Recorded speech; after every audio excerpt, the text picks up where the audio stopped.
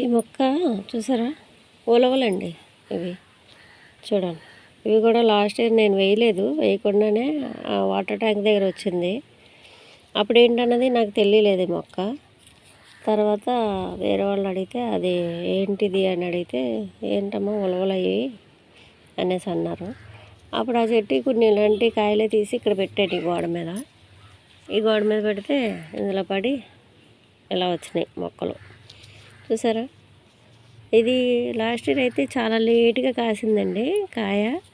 కానీ ఈ సంవత్సరం దీంతో పాటే చిక్కుడుకాయతో పాటే వచ్చేసినాయి కాయలు. బాగా వచ్చినాయండి.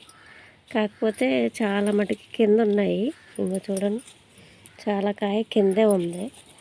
మరి ఏమో మా కుక్కలు, మా పప్పీస్ ఉంచట్లేదు సరిగ్గా వీటిని. చూడాలండి ఏమవుతుందో మరి. చాలా ఇవి వర్షాలకే మొక్కలన్నీ చాలా మట్టికి పాడైపోయినాయండి. ఈ పాదులు అవి ఉండలేదు, గాలి బాగా వేసేసినాయి కదా, పోయినాయి అనమాట. ఓకే అండి, థ్యాంక్ యూ.